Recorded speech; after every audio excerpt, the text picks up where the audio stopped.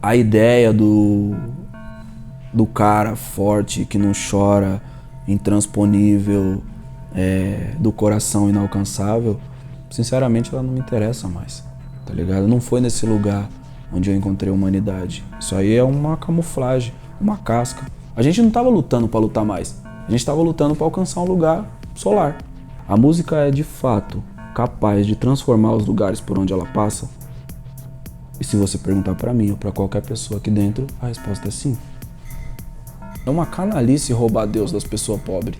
Acho que quando o rap não abraça a diversidade, ele tá dando um tiro no pé dele mesmo. A existência tem muito mais camada do que a política, principalmente a política panfletária. Porque eu não me coloco no lugar de professor dos outros, eu tô aprendendo também. Eu acho que seria covarde da minha parte querer que todo mundo fosse Drauzio Varela se o país planta Fernando Beiramar, mano.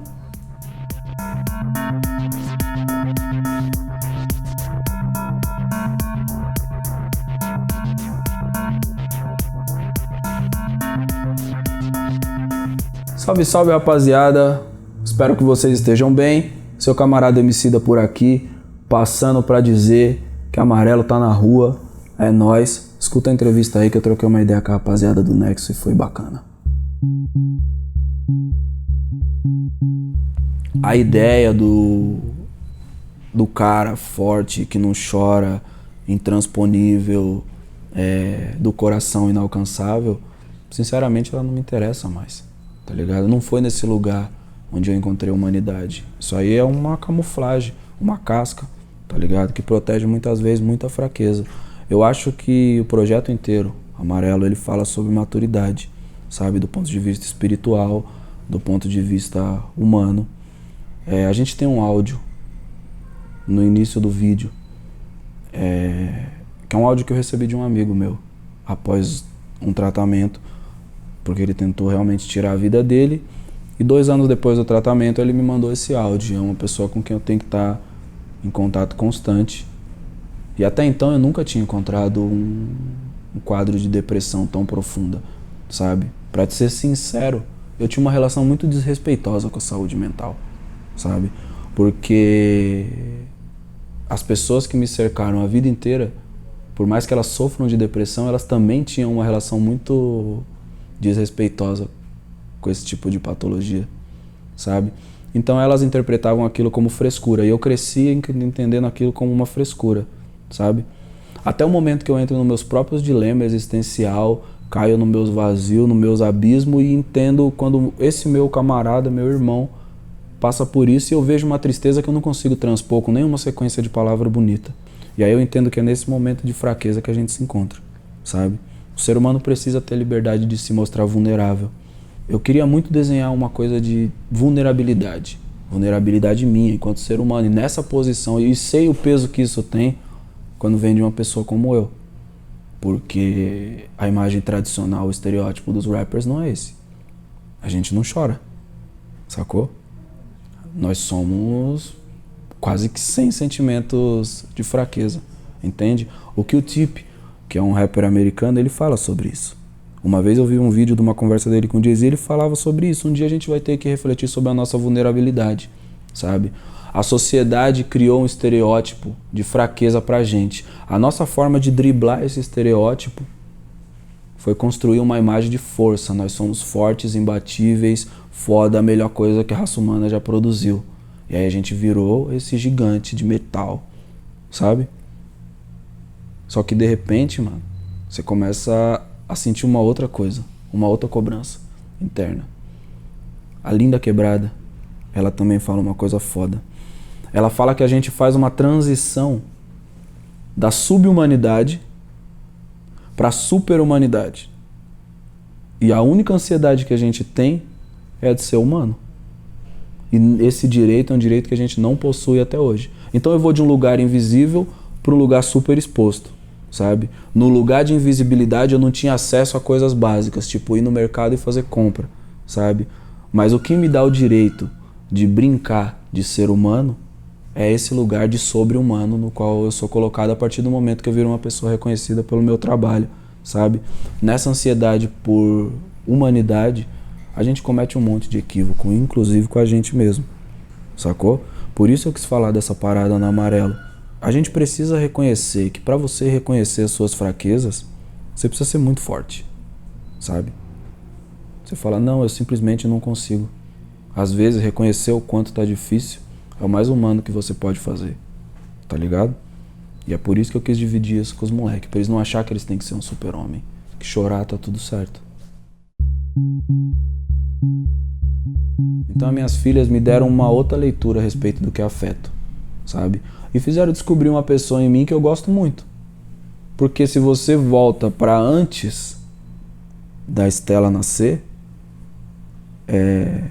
eu tava meio que tocando foda-se pro mundo, sabe? Se fosse cair um meteoro mesmo de 2012 e acabar com tudo, problema. Tô nem vendo, sacou? Elas me deram uma relação com afetividade que eu desconhecia, com uma sensibilidade que eu desconhecia. E aí eu me pergunto, como eu coloco aquilo dentro da minha música? Porque eu acho que é o que eu gostaria de dividir com as pessoas. E sinceramente, olhando de agora, de 2019, olhando pra trás, se você fizer uma análise da obra inteira, é uma ansiedade da obra inteira. Porque lá na primeira mixtape você já tinha esses raiozinhos de sol. Você tinha o conflito, você tinha o ódio, você tinha a agressividade, você tinha as punchlines, você tinha essas metáforas mais pesadas. Sim, porque aquela era a linguagem na qual a gente se comunicava. E aquilo foi importante pra caramba, não tô dizendo que isso não tem valor. Foi fundamental e muita gente faz aquilo hoje, sabe? Mas desde a primeira mixtape você vai encontrar uma série de frestas que ilumina aquela busca. Porque era por isso que a gente estava lutando. A gente não estava lutando para lutar mais. A gente estava lutando para alcançar um lugar solar. Amarelo é isso, mano. É um manifesto em direito, é um manifesto em prol da nossa humanidade, tá ligado? Do direito de ser única e exclusivamente um ser humano, tá ligado? Por mais simples que pareça isso, por mais óbvio, por mais sutil, por mais bobo que pareça, permita que eu fale essa parada. Só que a gente teve tanta interrupção, tanta barreira, tanto arame farpado, tanta bomba, tanto tiro, tanto sangue, tanta dor, que até a gente se confundiu com isso. E a gente passou a se orgulhar de ser um sinônimo de resistência. A gente não tem que se orgulhar de ser um sinônimo de resistência. A gente tem que ficar constrangido. A gente tem que se orgulhar de conseguir existir em plenitude. Todas as pessoas poder fazer isso. Então tem essa coisa também de, no momento que você encontrar seu ódio, você negar ele, não, mas não. Isso é uma conexão com o ódio. É uma relação. Se relaciona com seus sentimentos ruins também. Compreende eles, entende eles, sacou? Foi isso que a gente fez todo esse tempo. E agora, nesse momento, eu acho que não só o rap tá pronto para um projeto como esse, como a sociedade como um todo precisa ouvir isso aí, entende? Refletir sobre o futuro é muito louco, tá ligado? O futuro tem a ver com sonho, tem a ver com coletivo, tá ligado? Como, né, não é sobre mim, entendeu? Eu me entendo muito como uma pessoa coletiva, sacou?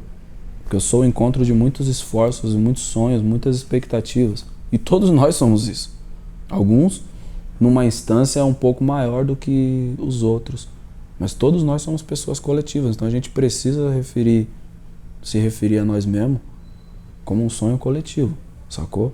Nessa brincadeira do sonho coletivo, da esperança de futuro, tá ligado?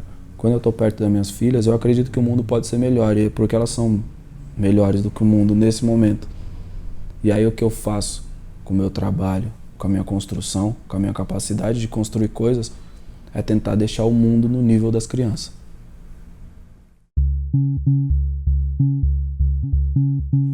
Sim, eu chamo o Amarelo de experimento social, mas isso de fato não começa em 2019. Eu compreendo a minha carreira inteira como um experimento social. E eu acho até reducionista chamar de carreira, porque não é uma carreira, é uma causa, entendeu? E até causa também não faz justiça a isso, porque é a minha vida, entende? São coisas que eu acumulei, que eu experimentei, que eu vivenciei durante os últimos 34 anos. Não necessariamente aquele disco anseia atender todas as expectativas da indústria. Se você procurar nas nossas redes sociais, você vai encontrar inúmeras pessoas que se relacionam com aquilo não só porque elas compraram um disco e uma música, mas elas vão dizer pra você que elas pararam de usar droga, que elas saíram da cadeia, que elas entraram numa universidade, que elas dedicaram o diploma para o Laboratório Fantasma no momento em que elas se emanciparam. Então, é como se toda essa nossa trajetória de vitória, de conquista, falando sobre possibilidade, fosse uma metáfora da vida dessas pessoas. Quando você elabora um experimento social, você precisa ter uma pergunta a ser respondida por ele. A nossa pergunta é: a música é de fato capaz de transformar os lugares por onde ela passa? E se você perguntar para mim ou para qualquer pessoa aqui dentro, a resposta é sim. A gente ficou se perguntando muito qual era a coisa mais importante da existência. Qual? Sabe? E aí, num primeiro momento, as respostas que vêm, elas são todas políticas, sabe? O importante é o poder, o importante é a emancipação, o importante é a liberdade. Nenhuma dessas coisas existe se não houver uma relação. A vida, ela só existe na relação, no momento que a gente se encontra, saca? E aí a energia do projeto inteira é construída refletindo sobre a força de um encontro. O disco abre com uma música chamada Principia, que é o nome do livro do Isaac Newton, que fala das 3 leis de Newton. Uma delas fala sobre a inércia, fala sobre quando um corpo encontra outro corpo em movimento, esses 2 corpos, eles nunca mais vão ser a mesma coisa, entende? Essa é a força da relação, até que um terceiro corpo interrompe o movimento criado por ele. A vitória, ela começa dentro da nossa cabeça, mano. Entendeu? Porque a vitória, ela é uma relação com o possível. Você só se esforça, só se empenha, só busca construir alguma coisa a partir do momento que você acredita que aquilo é possível, entende? Isso pra mim é muito profundo, porque foi a partir do momento em que eu vi referências, essa é a palavra, a partir do momento que eu vi referências de possível, que eu comecei a correr, pegar elas e começar a trazer todas elas pra dentro do que eu faço, entende? Porque essas referências me fizeram acreditar, e elas são inusitadas, vamos dizer aqui. A melhor palavra para isso, elas são inusitadas, porque se você for observar, é uma mescla de um monte de coisa que, em tese, num olhar menos cuidadoso, não se relaciona, entende? As batalhas de MC, elas eram completamente politicamente incorretas, mas a gente tinha um propósito e uma existência muito política, tá ligado? Dentro de um ambiente que estava começando a ganhar popularidade, o referencial que a gente usava nas rimas era tudo com base nos desenhos que passava no SBT, sabe? Nossa base intelectual era o Tom e Jerry, tá ligado? É muito louco essa parada. Então, eu acho que sim, é honesto responder a sua pergunta. Esse é o tema central do que a gente faz. Sim, a gente gosta de ser um símbolo de fé, tá ligado? Isso não é só o que eu faço, é o que o Rael faz, é o que a Drica faz, é a essência da existência do Laboratório Fantasma. A partir do momento que as pessoas se conectam com isso aqui, principalmente quando elas vêm aqui, toda semana, se você vier aqui com frequência, você vai ver que sempre estão passando artistas novos por aqui, outros não tão novos assim, e a relação deles com esse ambiente é essa. Elas vêm aqui e elas recarregam a bateria e voltam pro mundão e falam: mano, é possível se a gente se organizar, se a gente trabalhar, se a gente se dedicar, sacou? Aí se eu te falar agora qual religião que eu tô num misto de hinduísmo, com o candomblé, com o cristianismo próximo de um negócio que as pessoas chamam de catolicismo popular, que é uma manifestação muito paulista, sabe? A gente tem aqui, por exemplo, a igreja da Nossa Senhora do Rosário dos Homens Pretos da Penha de França, que fica na Zona Leste, sabe? Que é de uma irmandade negra, que nasceu para garantir alguns direitos básicos para as pessoas que foram sequestradas na África, sabe? Como, por exemplo, o direito de ser enterrado, que era um direito que os escravos não tinham, sabe? Se você olha para isso com pouco cuidado, parece só uma igreja, mas aquilo significa muito mais, sabe? Tem uma história interessante sobre essa igreja que é a seguinte: se você pergunta para muitas das pessoas, principalmente para as mais jovens, elas vão te dar uma resposta muito mais maniqueísta, que é o seguinte: essa igreja, ela é a única É a única igreja de São Paulo que fica de costas para a Catedral da Sé. As igrejas, por obrigação, têm que ficar de frente para a sua sede administrativa. Na falta de uma palavra melhor, vou usar aqui, administrativa. Elas têm essa obrigação. A interpretação superficial que a gente faz é: aquela irmandade discordava dos valores da Catedral da Sé, então ela se coloca de costas para a catedral, como se fosse uma forma de negar o autoritarismo do cristianismo no período da escravidão e todas as mazelas com a qual a religiosidade da Europa estava relacionada, porque foi ela que legitimou a escravidão desde o primeiro momento. Mas não era isso. A grandiosidade dessas pessoas era tamanha que eles tinham conhecimentos profundos a respeito da natureza, e eles não construíram uma igreja de costas para a Catedral da Sé. Eles construíram uma igreja de frente para o sol. O momento que você entende isso, é tudo. Você entende tudo. Não é ódio. É só fazer parte de um ciclo, tá ligado? Porque pra mim é isso, mano. A fé é um elemento de saúde que alinha a gente com o ciclo de toda a existência, tá ligado? Hoje eu sou um ser humano, amanhã eu sou um grão de areia, tá ligado? E tudo faz parte disso que é o existir. Mano, é uma canalice roubar Deus das pessoas pobres, tá ligado? Acho, tipo assim, de uma falta de humanidade tremenda, sabe? E é por isso que o disco começa com essa fusão, que é exatamente colocando um pastor evangélico junto com os macumbeiros tocando. Porque Deus dança também, mano. Deus dança, canta, sorri. Me ofende profundamente quando as pessoas tratam a fé dos evangélicos de um jeito pejorativo, porque eu já fui na igreja evangélica durante muito tempo. Entende? E no momento de escassez, mano, de tudo, física e de esperança, o que as pessoas tinham? Tá ligado? Deus.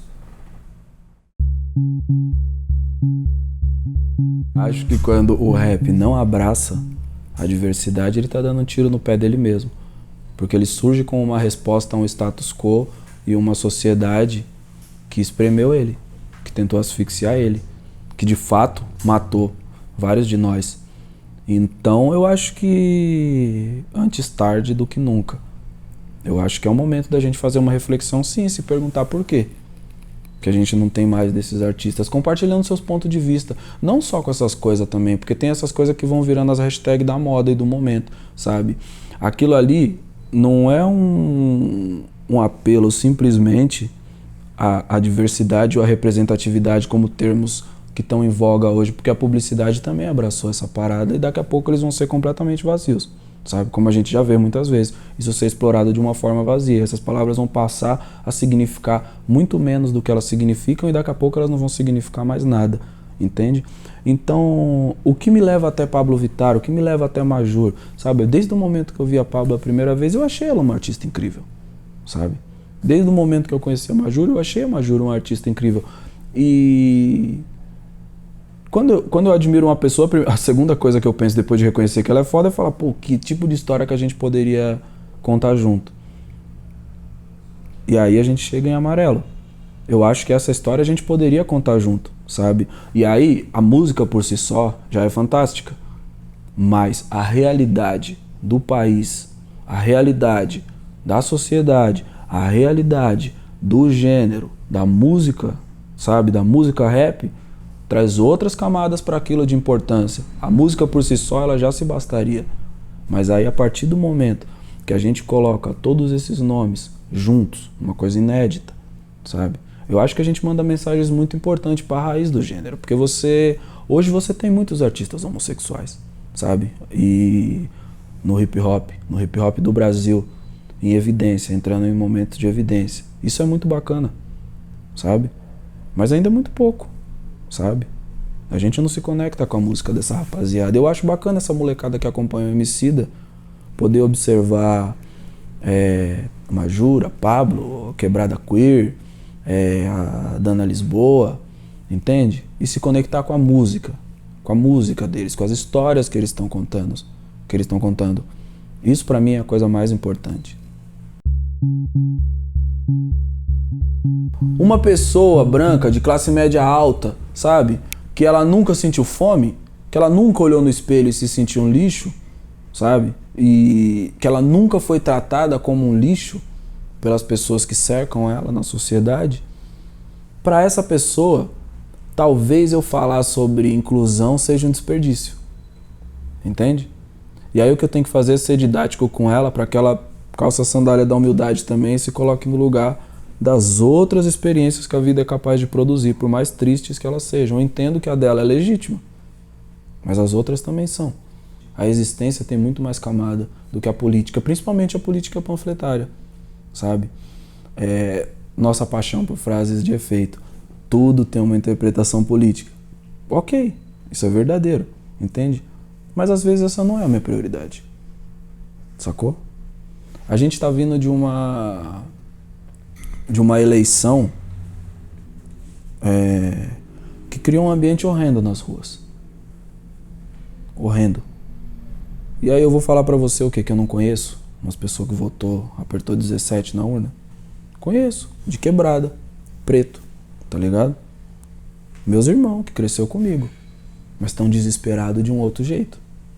Entende? Eles não, a reflexão a respeito da micro e da macro política, sabe? A calma para poder compreender que existem vários modelos de sociedade e o acesso a informações que te fazem crer nisso é o luxo do luxo do luxo, tá ligado? Porra, mano, eu não consigo enfiar o Paulo Freire e o Karl Marx na cabeça do Brasil num estalar de dedo, mas sabe o que eu consigo falar pro Brasil num estalar de dedo? Calma, mano. Vamos refletir melhor e apelar pra nossa humanidade, pra humanidade enquanto grandeza de sentimento, entende? Porque não existe uma pessoa que aplaude uma criança de 8 anos baleada, sacou? No digital, na defensiva, as pessoas podem fazer as merdas que for. Na vida real, a experiência é muito melhor, sabe? Eu tava te falando dessa parada de conhecer pessoas que apertaram o 17. Por que eu tô te falando isso? Porque no primeiro momento as pessoas estão tudo na defensiva pra defender a posição que elas escolheram. E aí, mano, eu dissipo todo o ódio, parça. Porque eu não me coloco no lugar de professor dos outros, eu tô aprendendo também.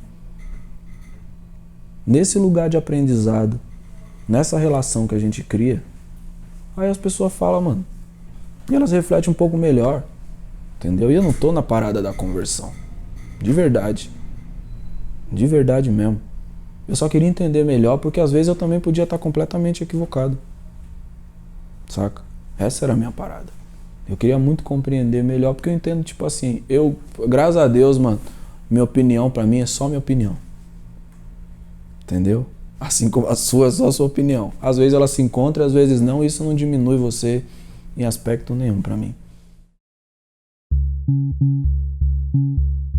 O funk, como manifestação cultural, ele é legitimamente daqui, tá ligado? Ritmicamente falando, ele tá profundamente atrelado à musicalidade desse país, entende? Observa a realidade das instituições de ensino. E é importante fazer um parênteses aqui, eu não estou dizendo que o funk é mais pobre intelectualmente, sacou? Existem coisas sofisticadíssimas. O que eu estou dizendo é o ambiente das instituições de ensino no Brasil hoje propicia que as pessoas interpretem mais coisas do que frases simples colocadas de maneira repetitiva numa batida dançante.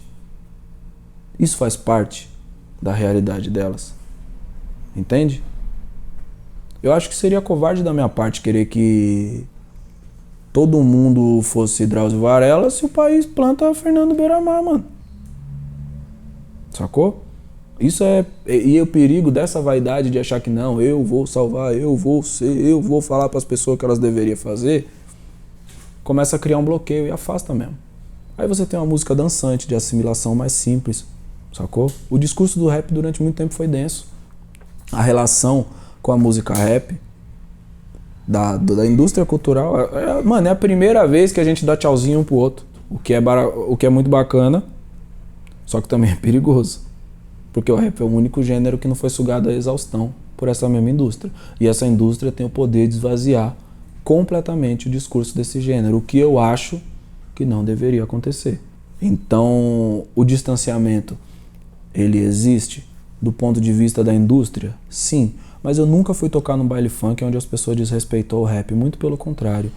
Na vida real, as pessoas têm uma relação de muita reverência com o rap. E é por isso que a gente vai tocar nos bailes junto com os moleques, é por isso que a gente tem uma relação da hora com os funkeiros. Infelizmente, muitas vezes os funkeiros respeitam nós, e nós, eu tô falando nós enquanto movimento rap, do que o movimento rap respeita os funkeiros. A geração mais jovem, tá ligado? Tá estabelecendo uma outra relação com o funk, mas essa relação tá sendo pautada pela indústria, tá ligado? Se o funk não fosse relevante do ponto de vista comercial, eu não sei como seria a relação dessa nova geração, se ela não ia reproduzir a postura da geração que vem antes da gente.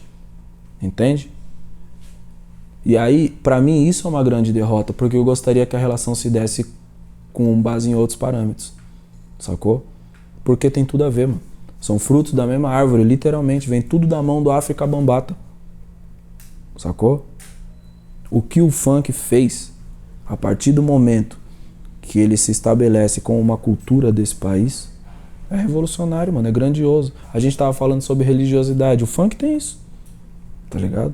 A música do candomblé tá inteira ali dentro. A do rap precisa entender como se conectar, entendeu? Sem o tom professoral arrogante das pessoas que se consideram politicamente e intelectualmente superiores. Sacou? A música tem que divertir também, mano. A música tem que conectar com vários outros lugares e não só com o racional.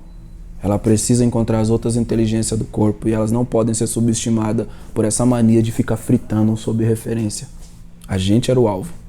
A gente era tido como apologia ao crime, incitação à violência. Quando eu fui detido em 2012, em Minas Gerais, foi isso que o delegado falou pra mim. Pra você ter uma ideia da distância, do abismo entre a mentalidade daquele cara e a realidade, a gente foi detido por causa da letra de uma música. Entendeu? Eu fiquei 3 anos respondendo no fórum, tá ligado? Por causa da letra de uma música, tendo que ir lá no fórum da Barra Funda. Eu fiz amizade com o oficial de justiça. Ele já ia na minha casa e falava assim: caralho, Emicida, não acaba esse bagulho, hein, mano? Pra você ter ideia. E eu ia lá e eu vi uma das imagens mais chocantes da minha vida. Que eu era o único preto que tava lá dentro sem algema. Eu me sentia mal, tá ligado? Porque meus irmãos estavam tudo lá. A metáfora da escravidão tava viva, saca? Os caras acorrentados e eu passando de terno e gravata pra responder por causa de uma frase que na interpretação do Estado não deveria ter sido dita. No momento que a gente entra na delegacia, a primeira coisa que o delegado fala é: você tá com sorte que tá acabando meu plantão, senão eu ia colocar mais coisa na sua conta. Incitação à violência, apologia ao crime, apologia ao uso de droga. Aí o fiote falou pra ele assim: mas você não tá nem entendendo, a gente não veio aqui por causa dessa parada. Ele falou: não interessa, não tinha espaço pra ouvir. Aquilo já tá cristalizado na cabeça dele. Por isso eu digo, o Renan da Penha, nos anos 90, era nós. Por isso a gente precisa se preocupar com essa parada. Agora, eu vou te falar, eu acabei de ver, eu tava com o seu Carlão do Peruche. Agora, nesse momento, há 2 horas atrás, ele tem quase 90 anos. 89 anos. Sabe o que ele falou? Que em 1972, a polícia entrou na quadra da Peruche e metralhou a escola inteira, todos os instrumentos de percussão, tá ligado? Que prendeu vários deles. A resposta rápida pra isso é dizer: mas a gente tava no meio de uma ditadura. E agora? E quando os caras foi preso, Geraldo Filme, Toniquinho Batuqueiro e os caras no Rio de Janeiro foi preso por portar um instrumento de percussão, e eles foi preso, depois foi liberado da cadeia, porém o instrumento não. É uma mensagem que está sendo dada, certo? Aí você me pergunta, qual é o lugar do rap hoje, tá ligado? Eu acho que o rap é o lugar por onde a grandiosidade da musicalidade feita no Brasil vai aflorar, sacou? Ele vai trazer toda essa grandiosidade porque ele tem isso no seu íntimo. Não foram só jornalistas, muitos artistas também, que é considerado MPB, a alta cultura do Brasil, já tratou da música rap como uma submúsica, Entendeu? Assim como muitas vezes já se referiram a pessoas pretas como uma sub-raça. Sabe? Esse é o ponto. Tá ligado? Nosso lugar é o de conduzir a grandiosidade da arte feita nesse país pro lugar onde ela deva estar. Doa quem doer.